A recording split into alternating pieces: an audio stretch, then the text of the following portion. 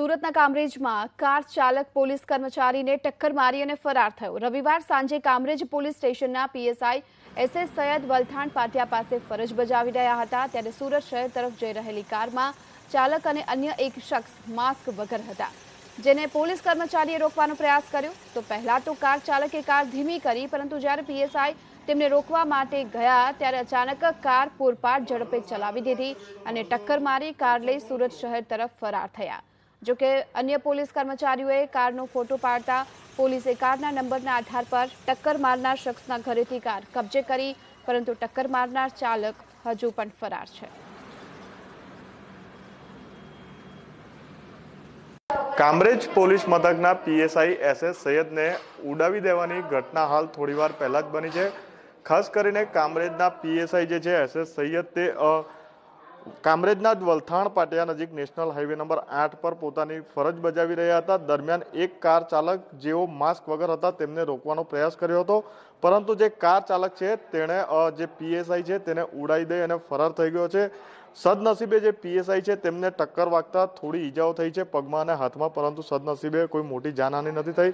આપણી સાથે પીએસઆઈ છે ચર્ચા કરવાનો પ્રયાસ કરીશું। સાહેબ, કેટલા વાગે ડ્યુટી પર હતા, શું ઘટના બની, કાર ચાલક કોણ હતો અને હાલ ફરિયાદ થઈ છે કે નથી થઈ? આજરોજ હું અને અમારા તાબાના માણસો સાથે જે હાલમાં કોવિડ-19ની મહામારી ચાલે છે એના જે માસ્ક મોઢા ઉપર નથી, કપડાથી ઢાંકતા નથી કે માસ્ક પહેરતા નથી એવા કેસો કરવા અને ટ્રાફિકની કામગીરી કરવા માટે સાંજના 4 વાગ્યા વલથાણ નહેર પાસે કાર્યવાહી કરતા હતા।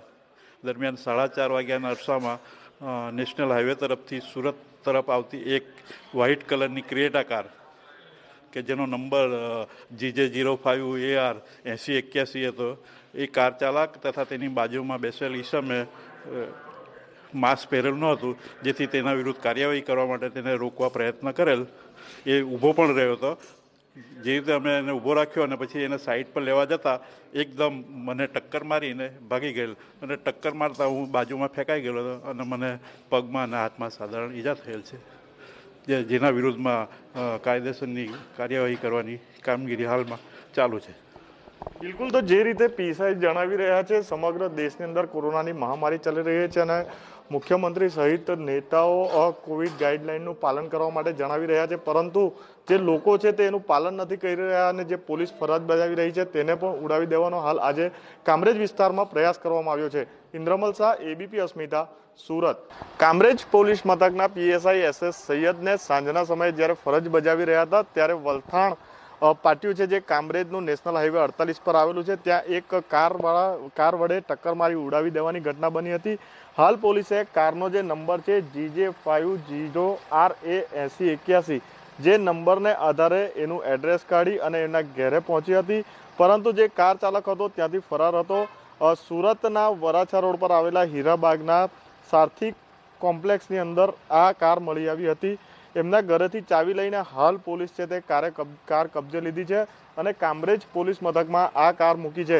સાંજના 4:30 વાગ્યાના સમયે ઘટના બની હતી। પીએસઆઈ જ્યારે પોતાની ફરજ નિભાવી રહ્યા હતા ત્યારે આ જ કારના જે ચાલક છે તે વગર માસ્કે કાર ચલાવી રહ્યા હતા। પીએસઆઈ એમને રોકવાનો પ્રયાસ કર્યો હતો, પરંતુ જે કાર ચાલક છે તેણે પીએસઆઈને ટક્કર મારી અને ઉડાવી દીધા હતા। જો કે સદનસીબે કોઈ જાનહાનિ થઈ ન હતી, સામાન્ય ઈજા થઈ હતી, પરંતુ જે કાર ચાલક છે તે ત્યાંથી ફરાર થઈ ગયા હતા। હાલ પોલીસે જે નંબર છે તેના આધારે કાર કબજે કરી છે અને કામરેજ પોલીસ મથકે લઈ આવી હાલ ફરિયાદ કાર ચાલક વિરુદ્ધ નોંધી રહી છે। ઇન્દ્રમલ શાહ, એબીપી અસ્મિતા, સુરત।